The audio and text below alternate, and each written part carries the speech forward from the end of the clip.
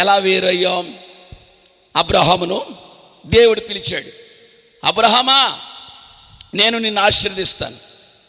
అలాగే ప్రభువా, మరి నన్నేం చేయమంటావు? వేరవ్వాలి. ఎక్కడి నుంచి ప్రభువా చెప్పండి? నీ దేశము నుండి, నీ తండ్రి ఇంట నుండి, నీ బంధువుల నుండి నువ్వు వేరై రా. అక్కడే ఉంటావు, పని చెయ్యవు, నువ్వు వేరైపోవాలి. వస్తేనే నేను వాడుకుంటానన్నాడండి, ఆశీర్వదిస్తానన్నాడండి. మీకు సంగతి తెలుసా?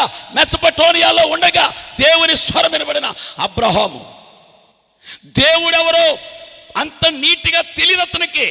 కానీ అనుకున్నాడు, పిలిచిన వాని స్వరం నమ్మదగిన వాడు అనుకుని తాను పుట్టిన స్థలములో నుంచి, తల్లిదండ్రుల దగ్గర నుంచి, బంధుమిత్రుల దగ్గర నుంచి, స్నేహితుల దగ్గర నుంచి, తాను ఉన్న గ్రామం నుంచి బయటకు వచ్చేసాడండి.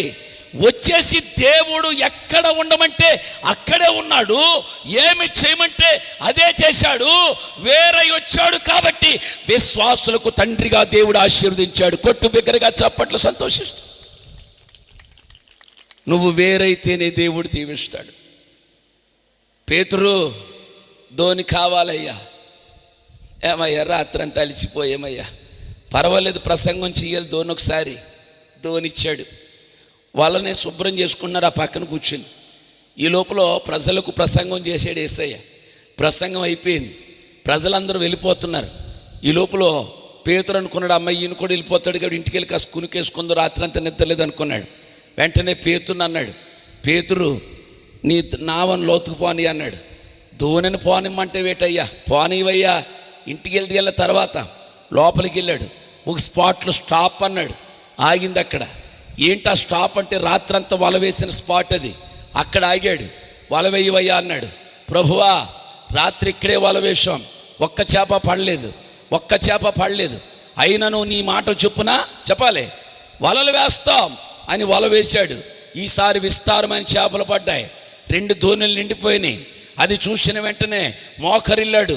నడి సముద్రం మధ్యలో ప్రార్థన చేస్తున్నాడు, పాపినని ఒప్పుకుంటున్నాడు. అప్పుడు యేసయ్య చెప్పాడు, పేతురు ఇక మీదట నీవు చేపలు పట్టుకునేవాడు కాదు, వచ్చేయ్, నా వెంట వచ్చేయ్, మనుషులు పట్టేవాడిగా చేస్తాను నిన్ను, కమాన్ అనగానే ఏం చేయాలి ప్రభువా అని అడిగాడు. వేరవ్వాలయ్యా. ఎక్కడి నుంచి?